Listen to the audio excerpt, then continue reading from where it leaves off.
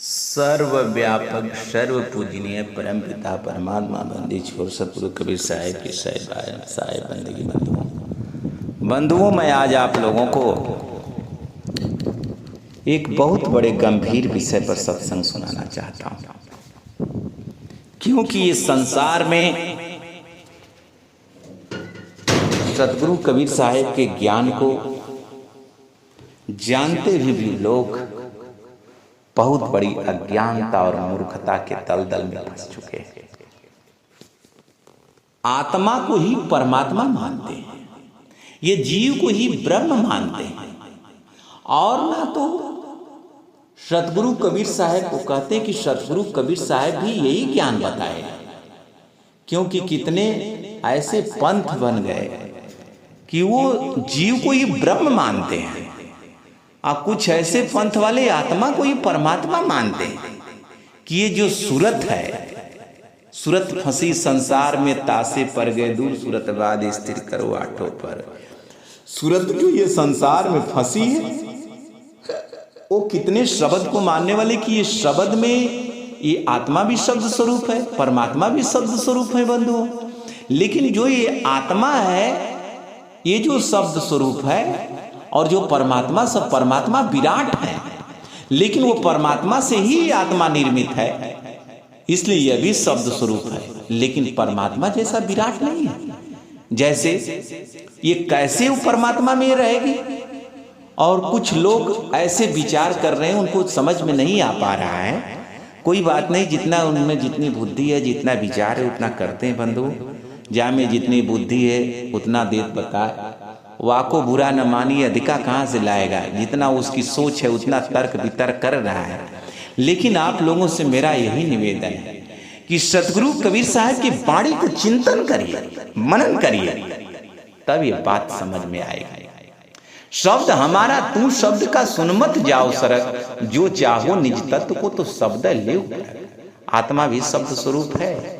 इसके मतलब ये नहीं कि ये जो सूरत है इस काया से निकल करके उस आत्मा में प्रवेश कर जाएगी, उस शब्द में तो मुक्त हो जाएगी। नहीं बंधुओं, इस सूरत ये जो संसार में फैली, ये काया के अंदर जाएगी, अंतर्मुखी होकर के फिर वो काया से बाहर होगी। कहाँ से बाहर होगी? ये जो आंख से बाह्यमुख से संसार को देख रही, इससे फिर अंतर्मुखी होगी।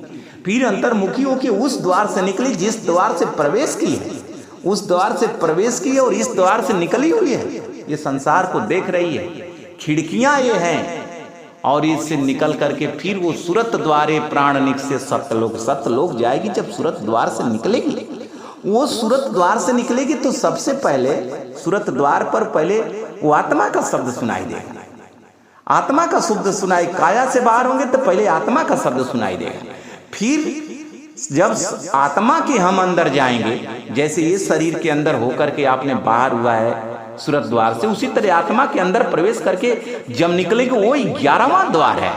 आत्मा का जो द्वार है निकलने का, वो 11वां द्वार है।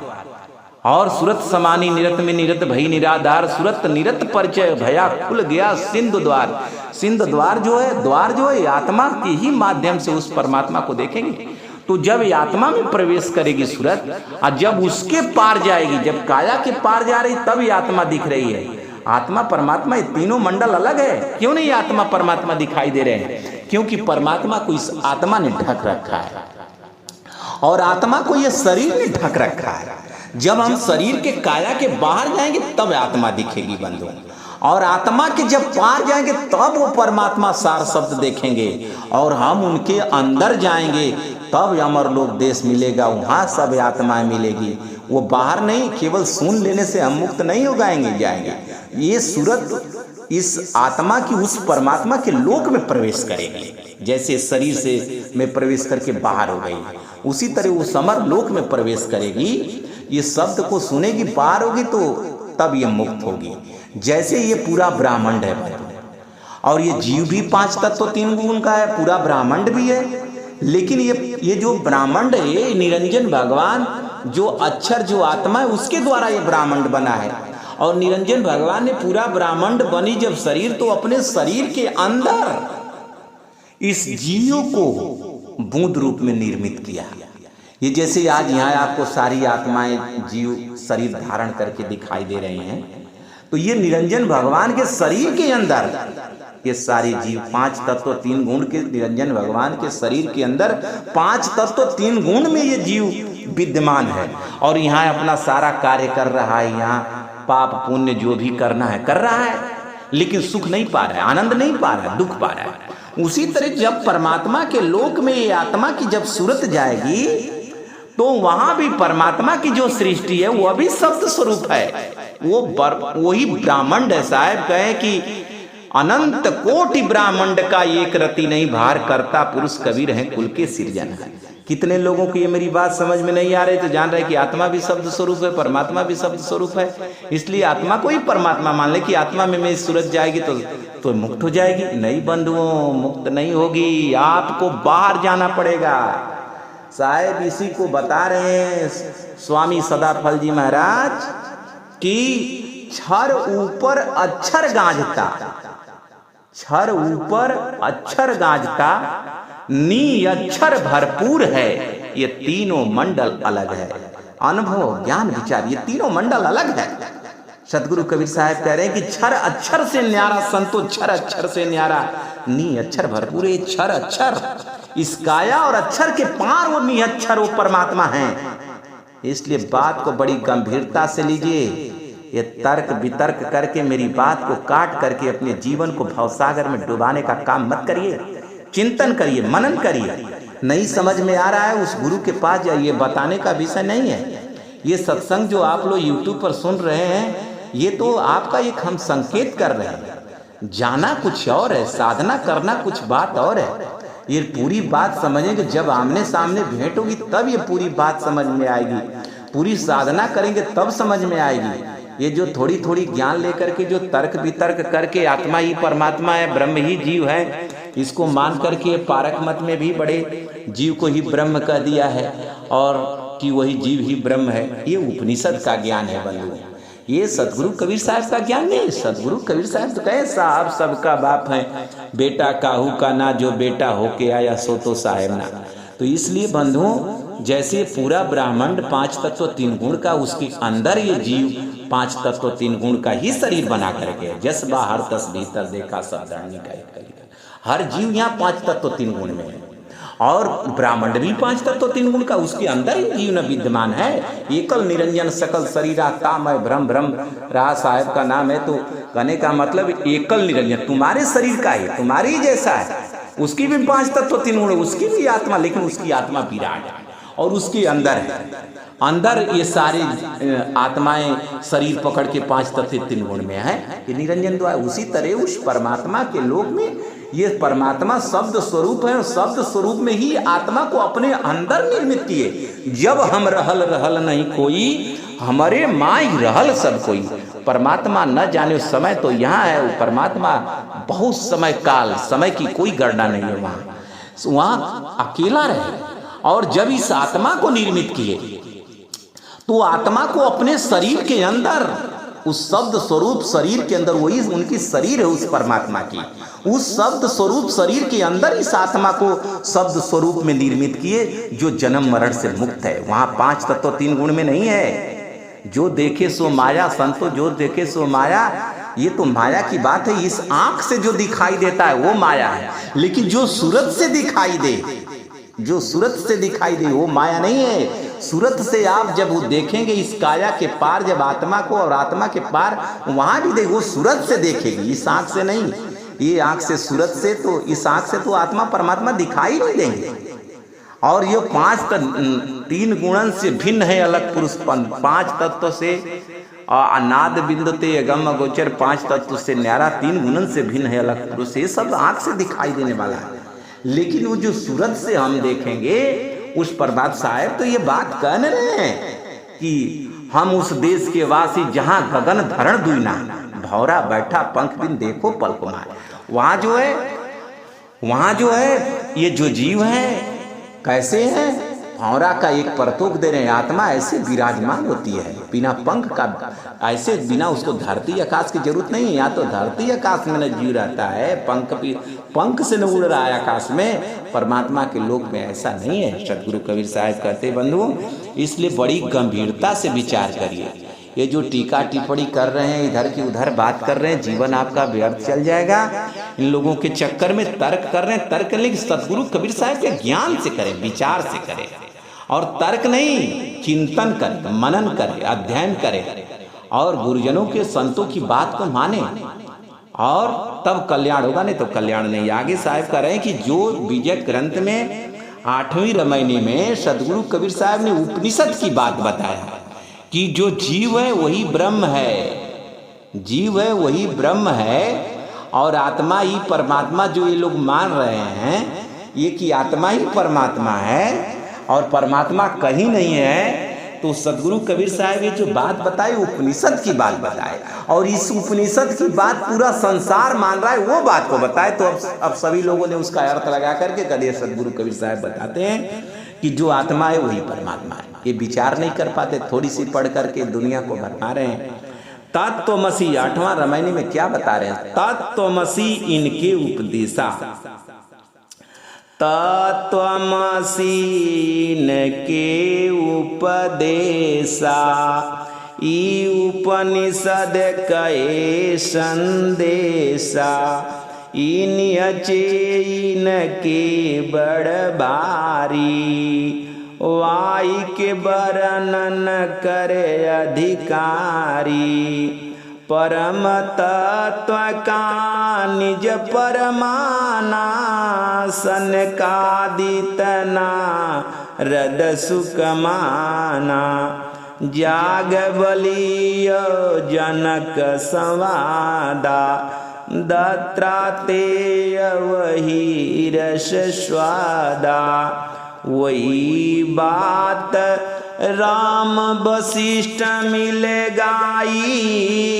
वही बात कृष्ण उद्धव समझाई, वही बात जे जनक दिढ़ाई, देह धरे भी देह कहाई, कुल मर्यादा खोई के जियत मुआ नहीं हो,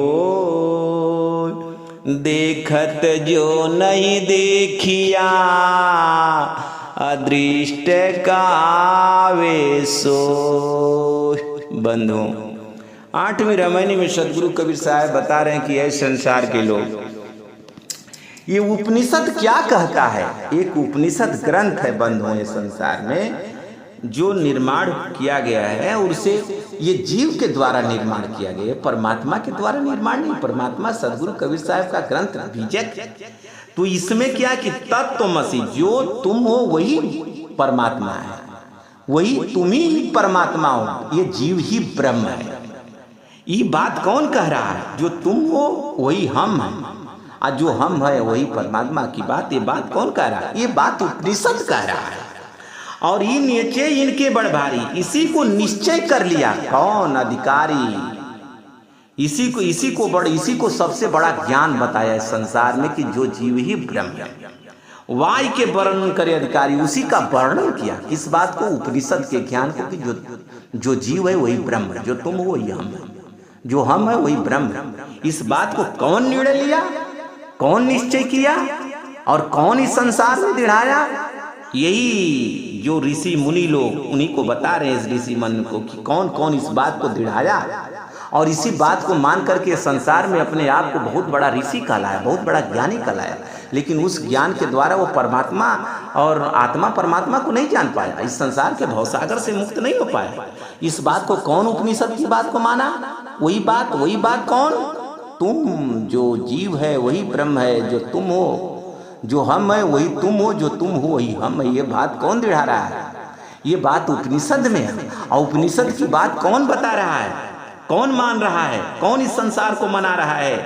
परम तत्व का निज परमाना सनकादित नारद सुख माना। ये सनकादित जो ब्रह्मा के 4 पुत्र थे, मानस पुत्र, सनक सनंदन सनत कुमार ये थे, जिसमें कि सनकादित्य ने और नारद सुखदेव ये सब भी इसी बात को माने कि ये जीव ही ब्रह्म है। और उसी बात को ये सदगुरु कबीर साहब के पंथ में भी कुछ लोग मानने वाले होंगे कि ये जीव ही ब्रह्म है, ये आत्मा ही परमात्मा है, परमात्मा कहीं नहीं है। अरे आत्मा ही परमात्मा, ये जीव ही ब्रह्म है, तो ये गर्भ में क्यों जा रहा है, जन्म मरण में क्यों भटक रहा है? ज्ञान कर लेगा तो ये ब्रह्म है, या ज्ञान दशा में है तो ये जीव है। ये बात का ये लोग ये संसार को बात दिड़ा रहे हैं। बंधुओं, इस बात में आपको आने की जरूरत नहीं। आगे क्या बता रहे हैं? जाग बलि और जनक संवेदा दत्रा ते वही रसवादक है। जाग बलि और जनक संवादा क्या? जाग बलि एक ऋषि है, ऋषि रहे, और जनक के बीच में संवाद हुआ। उसी और ये भी संवाद हुआ तो इसी बात को कि जो ये जीव है वही ब्रह्म है, ब्रह्म ही जीव है, जो तुम हो वही हम है, जो हम है वही ब्रह्म है। इस बात को कौन दिड़ा रहा है? ये इसका जो संवाद हुआ था जनक से और जागबली से, इसी पर संवाद हुआ था, इसी बात का संवाद हुआ था। दत्रा ते वही रस स्वादा, दत्रा ते भी उसी रस में स्वादे थे कि मैं ही ब्रह्म हूं, ये जीव ही ब्रह्म है। इसी बात को दिढ़ाया उन्होंने। आगे क्या बता रहे हैं? आगे क्या? वही बात राम वशिष्ठ मिल गई। राम और राम के गुरु वशिष्ठ मुनि भी वही बात की, ये जीव ही ब्रह्म है। और उसी बात को आज सतगुरु कबीर साहब के पंथ में भी आत्मा को परमात्मा मानने वाले हो गए, और जीव को सतगुरु कबीर साहब के ज्ञान पर विचार नहीं कर पा रहे हैं, और बता रहे हैं उपनिषद की बात, और उसी बात को दिढ़ाते हैं कि राम कृष्ण और ऋषि मुनि भी सदगुरु जो भक्ति किए उन्हीं के ज्ञान को सदगुरु कबीर साहब बताते नहीं। बंधुओं, ये ज्ञान तो ये बता रहे हैं कि ये बात ज्ञान जो है, जो जीव है वही ब्रह्म है, ये उपनिषद का है, ये मेरा ज्ञान नहीं है। आगे कह रहे हैं कि वही बात कृष्ण उद्धव समझाई, जो कृष्ण भगवान थे वही बात को बताए कि जीव ही ब्रह्म है, आत्मा ही परमात्मा है। आत्मा परमात्मा को जाने ही कहाँ, परमात्मा को नहीं जान पाए। वही बात जनक दिढ़ाई, देह धरे विदेह का ही कहे कि उसी बात को ये जनक जी जाने और उसी पर साधन भजन करके विदेह का लाए दुनिया को, यही बात। लेकिन आगे सदगुरु कबीर साहब कुल मर्यादा खोई के जियत मुआ नहीं हो, देखत जो नहीं देखिया दृष्ट का। वैसे ही कुल मर्यादा खोया नहीं है। अपने आप को बहुत बड़ा ज्ञानी हुए, बहुत बड़ा ब्रह्मर्षि बने ऋषि, लेकिन कुल मर्यादा नहीं खोया। कुल मर्यादा क्या है? अपने पंच विषयों को, अपने प्रकृतियों को शोधा नहीं, अपने पंच विषयों को नष्ट किया नहीं। और जीवत मुआ, जियत मुआ का मतलब वो होता है बंधुओं, जो अपने सारे प्रकृतियों को, विषयों को रौंद कर, नष्ट करके वो परमात्मा में ध्यान करे, अपने सूरत के द्वारा सार शब्द का ज्ञान करे अपने सूरत के माध्यम से। संतों पहले 5-25 का सदगुरु कबीर साहब ने ये बात बताया कि पहले 25 का, पहले से 25 का संतो करो हार, पहले 5-25 का संतो करो हार, गुरु शब्द में लागे रहो दुख न होए लगार। साहब करे कि हे संतो, तू पहले 5-25 का तू आहार कर जाओ। 5-25 यानी पंच विषय, रूप रस गंध स्पर्श, 25 प्रकृतियां, 5 तत्व से जो ये शरीर में 25 प्रकृतियां, काम क्रोध लोभ मोह, ये सारी जो प्रकृतियां हैं, इसका तू आहार कर जा, इसका तू दमन कर जा। और जो इसको दमन कर जाए, सदगुरु कबीर साहब उसको संत बताए कि वो संत है, और उसमें वैसा दमन करने वाला इसमें कोई नहीं है। ये जो ऋषि मुनि जितने हैं, जनक जी हैं, सनकादित्य हैं, ये सब इनका जो मन है संसार के विषय में लगा रहा है, ये विषयों में रत रहे। इसमें जनक जी, इसमें राम के भी आप देखे शादी विवाह हुआ, ये जनक जी का भी पत्नी थी, बच्चे थे, और तमाम लोगों को देखे हैं, ऋषि मुनि की भी पत्नियां थी, स्त्री थी। तो जब स्त्री रखे हैं तो उनके जाहिर सा है कि उनके रूप रस गंध इस संसार में ही जाने, तपस्या अपार किए, ब्रह्मर्षि कहलाए। लेकिन वो किस प्रकार? क्योंकि वो जो ब्रह्मर्षि कहलाए, जो साधना किए, वो परम शांति उसमें नहीं पाए, वो जियत मुआ नहीं, वो अपनी कुल मर्यादा नहीं खोया। कुल की मर्यादा यही पंच विषयों की मर्यादा, यही कुल है, यही पंच विषय है। अपने मान सम्मान में डूबे रहे, अपने पंच विषयों में डूबे रहे, इसी का रस लेते गए। और उस परमात्मा को जानने के लिए इनका दमन करना पड़ेगा, सदगुरु कबीर साहब कर रहे हैं। और इन लोगों ने दमन नहीं किया बंधु, और इसी में ये लोग पड़े साहब, देखत जो नहीं देखिया दृष्ट कहावे सोच। इस संसार के भवसागर को सभी देख रहे हैं कि सभी मर रहे हैं, सभी जन्म मरण में जा रहे हैं, सभी भोग विलास में लगे हैं, ब्रह्मर्षि कहला रहे हैं, बाल बच्चा पैदा कर रहे हैं, पंच विषयों का सुख ले रहे हैं। जो उस परमात्मा को जान जाएगा वो संसार के सुख में नहीं आएगा। इनसे जब सदगुरु कबीर साहब जो इन ऋषि मुनियों से और देवी देवताओं के ज्ञानों से जो ज्ञान मानकर संसार में कहता है, तो साहब कहे तुम इतने बड़े ज्ञानी हो गए कि तुम ही ब्रह्म हो गए हो, ये जीव ही ब्रह्म है तुम मानते हो और तुम ही ब्रह्म हो गए हो। तो ये मुझे बात बताओ, आत्मा की बात पूछे। कबीर आत्म ज्ञान का पड़ा नगर में शोर, मैं पूछूं कैसी आत्मा देते दांत निपोर। इन लोगों से पूछने लगे संसार के लोगों की, अरे संसार के लोग वेद पुराण उपनिषद की बात को पढ़ करके तू अपने आप को ब्रह्मर्षि कहला रहा है, तो ये बताओ कि आत्मा कैसी है। पूरे संसार के लोग कह रहे मैं आत्मा को जान गया, मैं ही ब्रह्म हूँ, मैं ही परमात्मा हूँ, तो बताओ आत्मा कैसी है, आत्मा की बात तो बता दो कैसी है। सभी लोगों ने दांत निपोर दिया, किसी ने दुनिया में आत्मा की बात नहीं बताया सदगुरु कबीर साहब के अतिरिक्त। और ये जीव को ही ब्रह्म की बात करते हैं कि ये जीव ही ब्रह्म है, आत्मा ही परमात्मा है। अरे इस बात को गहराई से समझने की बात समझें तब ज्ञान होगा। ये आत्मा परमात्मा नहीं है। शब्द हमारा तू शब्द का सुन मत जाओ, सरक जो चाहो निज तत्व को, तो शब्द ले शब्द हमारा तू शब्द का। बात साहब बता रहे मेरा तू मेरा है, साहब सबका बाप है बेटा का होगा ना, ये बात बता रहे। साहब कौन है? आत्मा ही साहब है, ये जीव ही साहब है। साहब वो है जो गर्भ से नहीं आता है, वो साहब है, वो परमात्मा है। तो वो परमात्मा कौन है? सदगुरु कबीर साहब भी उस लोक से आए, ये जीव तो लोक से आया तो भुला गया। सदगुरु कबीर साहब तो नहीं भुलाए, सदगुरु कबीर साहब तो सबको बार बार आके दर्शन दे रहे हैं, सबको दर्शन दे रहे हैं, सबको ज्ञान दे रहे हैं। इस बात का खोज करने की आवश्यकता, इस सत्य को नहीं मानेंगे तो ये कल्याण नहीं होगा। धर्मदास साहब को सदगुरु कबीर साहब आकर के प्रकट होकर के ज्ञान दिया, मदन साहब को राधापति साहब के नाम में होकर के प्रकट होकर के ज्ञान दिया, सदगुरु सदाफल स्वामी को प्रकट होकर के ज्ञान दिया, इधर आकर प्रकट हुआ। दरिया साहब को ज्ञान दिया, करीब साहब को ज्ञान दिया, घीसा साहब को ज्ञान दिया। ऐसे ऐसे संतों को प्रकट होकर के आकर ज्ञान दिया सदगुरु कबीर साहब। और भी जीव आकर के कोई ज्ञान दिया है धरती पर? जितने लोग आप लोगों के गुरु हैं, जितने लोगों के इस संसार में ऋषि मुनि हैं, आज जो कोई यहाँ पर आया है ज्ञान देने? कोई ज्ञान देने नहीं आया बंधुओं, केवल सदगुरु कबीर साहब। तो सदगुरु कबीर साहब ही परमात्मा, क्योंकि ये जीव आएगा जाएगा तो आ नहीं पाएगा, क्योंकि ये दुख देखेगा तो आ नहीं पाएगा। इसलिए ये तो पहले जा नहीं पाए, ये आत्मा को नहीं जान पाए, परमात्मा के लोग कैसे जा पाएंगे? क्योंकि ये जियत मुआ नहीं को। साहब कहे कि कोई ये संसार में ऋषि मुनि जितने थे ये जियत नहीं मुआ, किसी ने जियत नहीं हुआ, किसी ने सच्ची भक्ति नहीं कर पाया, और इस संसार में सबका जीवन जो है व्यर्थ चल गया। किसी ने सच्ची भक्ति को नहीं कर पाया, क्योंकि जियत हुआ नहीं, भक्ति कर रहा है, पंच सुख ले रहा है, पंच विषयों में रह रहा है, प्रकृति सुख ले रहा है। और जो उस परमात्मा को जानेगा, ये पंच विषयों को मारना पड़ेगा। साधु सोई जन जानिए पांचे राखे चूर, पांचों जाके मोकली तासे साहेब दे। यहाँ पंच विषयों को रौंदना होगा, प्रकृतियों को शोधना होगा, तब ये परमात्मा के लोग जाएगा।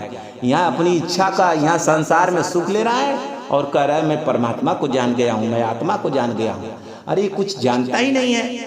सदगुरु कबीर साहब कह रहे कि आत्मा को नहीं जानते, परमात्मा को कैसे जान पाएंगे? तो बंधुओं इस बातों को जानने की आवश्यकता है, तब ये जीव का कल्याण होगा। परमात्मा के लोक में आत्मा कैसे जाएगी? ये सूरत शब्द की साधना से जाएगी, इस काया के बाहर होकर जाना। ये भेद गुरु से प्राप्त करना पड़ेगा। बिना गुरु के ये तो मैं संकेत कर रहा हूँ, ये देखेंगे तब नहीं। बिना साधन का ये विषय है, ये साधन का विषय है, बड़ा चिंतन मनन का विषय है। ऐसे ही नहीं उस परमात्मा का जान जाएंगे, आत्मा परमात्मा का ज्ञान जान जाएंगे, इस संसार में ही रह जाएंगे। आत्मा परमात्मा के ज्ञान को जानने के लिए गुरु की सानिध्यता को प्राप्त करना पड़ेगा, साधन करना पड़ेगा, चिंतन मनन करना पड़ेगा, त्याग करना पड़ेगा। ऐसे ही नहीं जान पाएंगे। तन थीर मन थीर वचन थीर, तब सूरत निरत थीरो। तन मन को सबको शोधना होगा, प्रकृति को शोधना होगा, तब हम उस परमात्मा के लोग जाएंगे। ऐसे ही नहीं चले जाएंगे। अगर ऐसे ही जाना होता सभी चले, पीऊ परिचय तब जानिए, पीऊ से हिलमिल हो, पीऊ की लाली मुख परे प्रकट दिसे सोच। सदगुरु कबीर साहब कहते हैं कि ये लोग अगर परमात्मा को पाए होते तो ये संसार के सुख में वो नहीं जाएगा। संसार पीऊ की लाली मुख पड़े, पीऊ से परिचय तब जानिए, पीऊ से हिलमिल हो। उस परमात्मा से जब हिलमिल जाएगा ये जीव, एकदम जैसे संसार में देख रहा वैसे वो परमात्मा के लोक में देखेगा, परमात्मा से मिलेगा, वहां ये परमानंद पाएगा। तब ये परमात्मा जब वहां का परमानंद पाएगा तो यहाँ का परमानंद उसको फीका लगेगा। पीऊ की लाली मुख पर, उस परमात्मा की लाली जब मुख पर पड़ जाएगी तो संसार की वासना, संसार का भोग, संसार उसको ठीक नहीं लगेगा। प्रकट दिसे सो, फिर संसार में वो उदास रहेगा बंधु। उस परमात्मा को जो पा जाए संसार में उसको ठीक नहीं लगेगा। इसलिए सदगुरु कबीर साहब के ज्ञान से उस आत्मा और परमात्मा को, सार शब्द को जानने के लिए इस जीव को जियत मुआना, जिंदा जिंदा मरना पड़ेगा। जिंदा जिंदा मरने का मतलब कि ये जिंदा क्यों है? इसका मन संसार का विषय का सुख ले रहा है, प्रकृति सुख ले रहा है, वासना का सुख ले रहा है, पंच सुख ले रहा है। ये सुख इसको रौंदना होगा, अपने शरीर को शोधना होगा, प्रकृति को शोधना होगा, तब ये संसार में उस परमात्मा को पाएगा। कहे अधर दुलैचा पीऊ का अधर दर्शन हो, काया के बाहर लखे संत का आवे। काया के बाहर खोजना पड़ेगा, वस्तु कहीं खोजे कहीं, की विधि आवे हाथ। ये वस्तु कहीं है, खोज रहा कहीं है। आत्मा परमात्मा काया के बाहर है, खोज रहा काया में, और कह रहा है ये जीव ही ब्रह्म है। कि कभी ऐसा नहीं हो सकता बंधु, इस काया के पार जाना पड़ेगा। और काया के पार अभी आत्मा का शब्द सुनाई पड़ेगा, और उस शब्द के पार जब जाएगा, सूरत के जैसे सूरत इस शरीर में आई है उसी तरह शरीर में आकर इस ब्रह्मांड में अपना सुख ले, उसी तरह सूरत उस सार शब्द में प्रवेश करेगी और परमात्मा के लोग जाके वहां परमानंद पाएगी। और तब इसको परमानंद आएगा। नहीं तो यहाँ तो फिर ये अपने जीव शरीर में रहेगा तो फिर संसार का भोग विलास में लग जाएगा। कितना और रिद्धि सिद्धि प्राप्त कर लेगा तो थोड़ा नहीं परमात्मा को जान जाएगा, थोड़ा नहीं इसको परमा। जब तक परम आनंद नहीं होगा, यहाँ के सुख से बेसी सुख नहीं पाएगा, तबले ये जीव मानने वाला नहीं है। कितना वो भक्ति कर ले, कितना वो कहे मैं ज्ञानी हो गया हूँ, लेकिन ये संसार का सुख लिए बिना बाकी नहीं रहेगा। ये जितना ऋषियों को मैं बताया हूँ, सब ऋषि की पत्नी रही, सब लोग ये राम कृष्ण सबकी परिवार रहे, सबकी पत्नी, सबके बच्चे रहे। बताइए तो कैसे परमात्मा को जान जाए? ये संसार साहेब के साहब सबके बाप है, बेटा का होगा ना, और जो बेटा होके आया सो तो साहेब ना। तो जो बेटा हो जाए, जिसकी सदगुरु हुआ है, जिसकी पत्नी ना हो, जिसकी 5 तत्व 3, जो बाल बच्चा पैदा कर रहा, वो सदगुरु कैसे हो सकता है? वो परमात्मा कैसे हो सकता है? परमात्मा इनसे परे है बंधु, वो बाल बच्चे वाला नहीं है, उनके माई बाप नहीं है, वो सर्वव्यापी है। परमात्मा बहुत विराट है। ये आत्मा क्या है परमात्मा के सामने? ये आत्मा की बात छोड़िए, ये पूरे ब्रह्मांड भी कुछ परमात्मा के सामने कुछ नहीं है। अनंत कोटि ब्रह्मांड का एक रति नहीं भार करता पुरुष कबीर है, कुल के सृजनहार। ये ब्रह्मांड नहीं, और आप बताइए इस ब्रह्मांड के सामने आप क्या है? खोजते खोजते मर जाएंगे ब्रह्मांड तो अभी नहीं मिलेगा। ब्रह्मा विष्णु खोज के हार गए और आप इस ब्रह्मांड का पता नहीं। और साहब करें कि ब्रह्मांड ऐसा ऐसा ब्रह्मांड हमारे रत्ती मात्र नहीं है। बताइए तब वो परमात्मा कितना विराट है। और करें कि पौ मवा के बिछड़े पौ कल्प बीते, भूमि पड़े भुलाए, साधु संगत खोज देख उलट समाई। करे तू साधु संगत खोज, और खोज करके तू ज्ञान, हमारे ज्ञान को प्राप्त करके उलट करके संसार में अपनी सूरत को उलट करके, जो संसार में बिखरी उसे उलट करके तू अर्ध पड़ा है ऊर्ध होकर के हमारे लोक में आके तू अमर परम सुख पा। लेकिन ये जीव मानता नहीं है, तर्क वितर्क करके अपने जीवन को इस संसार के संकट में डाल रहा है। केवल आत्मा का ज्ञान। अरे आत्मा को क्या जान सकते हो? जब तक तुम उस परमात्मा को नहीं जानेगा, इसको परमानंद नहीं मिलेगा बंधु। इस संसार में बहुत लोग ऋषि मुनि तपस्या किए, लेकिन पत्नी रखे। आप लोग देखे होंगे, शास्त्रों में देखिए, पुराणों में देखिए, कुछ नहीं प्राप्त किए, संसार में ही उलझे रह जाए। रिद्धि सिद्धि प्राप्त करके संसार में मान सम्मान पाते रह गए, कुल का मर्यादा नहीं खोए, मान सम्मान नहीं गया। मान बड़ाई कुकुरी संतन जाने के सदगुरु कबीर साहब कहे तू मान बड़ाई को त्याग, साधु संत ते जना मानल वचन हमार, आदि अंत उत्पत्ति प्रलय देखो दृष्ट प्रजा। सतगुरु कबीर साहब है आदि अंत उत्पत्ति प्रलय। जो संत मेरी बात मानेगा, जैसे मैं कह रहा हूं वैसे करेगा, कुल की मर्यादा खोएगा, जीते जीते मर के सुरत शब्द की साधना करेगा, वो परमात्मा के परम धाम जाएगा और जन्म मरण से मुक्त हो जाएगा, अब परमानंद पाएगा। बोलिए एक बार प्रेम से सतगुरु कबीर साहब की साहिब।